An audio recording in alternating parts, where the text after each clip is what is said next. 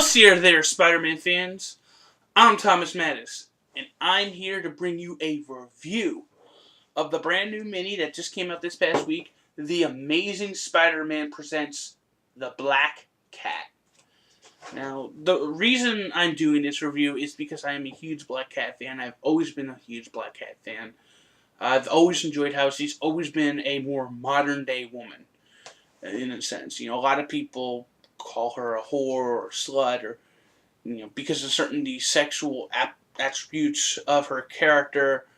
But to me, that shows off a strong modern day woman that knows what she wants. If she doesn't let other people's philosophies or views on life affect who she wants to be. She knows who she wants to be, and she goes after it. So that's always drawn me towards the character.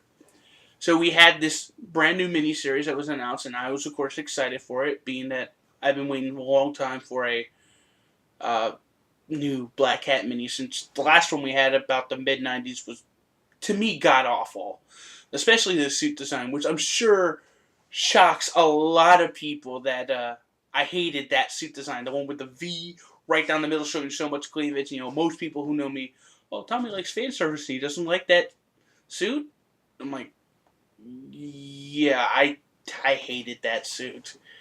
To me, it just looked god awful. So that, and also the Claw miniseries. I don't know which one was worse, that suit or the one in the Claws miniseries. Both were just god awful.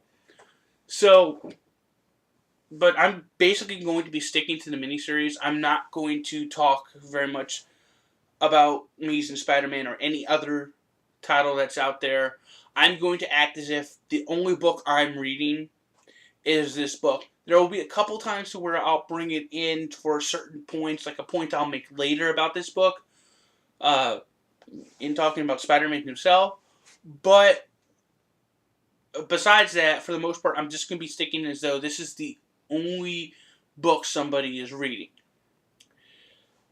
So with that said, let's get started. So we have the Black Cat #1, written by Jen Van Meters, Javier Puzo, and Matt Hollingsworth. Cover done both by two covers, one done by Amanda Connor and if I can just and Christina Strain.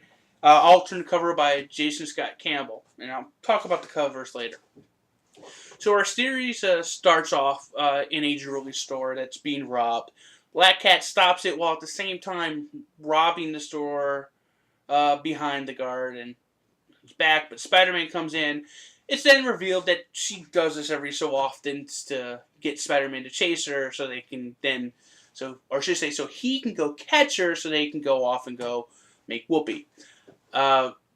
He tells her to go return the jewels. She does, except for one, which she brings to some jeweler somewhere that apparently has some very legendary or ancient value because it's a very old ring. She then talks about a Fabergé egg, which then goes to a flashback to the Kravinoffs, who are being visited by a son of a former vassal, who is bringing him a ledger that has past treasures that used to belong to the Kravinoffs. We then go into the main part of our story where somebody is framing Black Cat for robbery jobs. And all her friends are questioning whether it's her. Her friends that helped make her suit, a sort of former cat burglar partner. Even Spider-Man questions her, which leads to her saying that the thing that her and Spider-Man had is through. Again, questioning where in sort of this takes place, because it's supposed to be part of Grim Hump, but that would mean it takes after Shed, which, again, unfortunately that means I have to talk about it. Not that I have a problem talking about Shed, but I have to talk about Amazing Spider-Man again. I want to stay mainly to this book, but we'll talk about that later. But overall, she starts trying to track down this person who's framing her, and she figures since he's going after Russian stuff, he's going to go after the same Fabergé egg. And I'm sure I'm completely messing up that name. So she tangles with him, ends up breaking the egg, only to reveal later that she didn't break it, she switched them.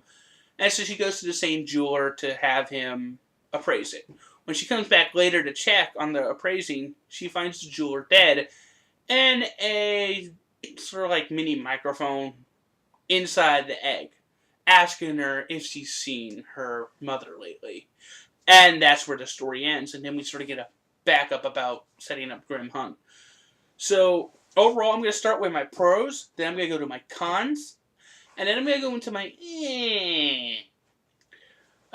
pros. I love Jen Van Meter's writing. I'm only going to figure that she's a woman, and uh, I'm sure I'm right, and it shows. I mean, she writes this character, for me, she writes it perfectly. This character acts a lot like how the characterization of the character should be, considering what's happened. I mean, the current state of what it is.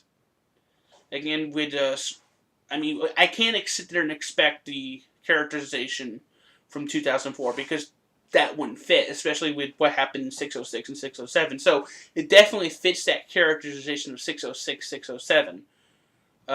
And just to put this way, I feel that the characterization of Black Cat in 630 is completely off from the characterization they set up in 606 and 607. So I enjoy the characterization, and she did a great job setting up a mystery. And that's what all first issues usually set up, is that mystery, or at least a miniseries. And she did a great job of that. I am very much intrigued to find out what happened next. And yeah, could it be said a cliche? But pretty much everything's been done, so pretty much everything can be called cliche.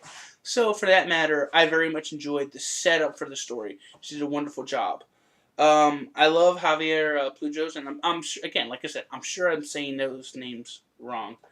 I don't speak English. I mean, you would think an American would speak English, but I don't speak English. I speak American. And now that I've done that joke, I can move on.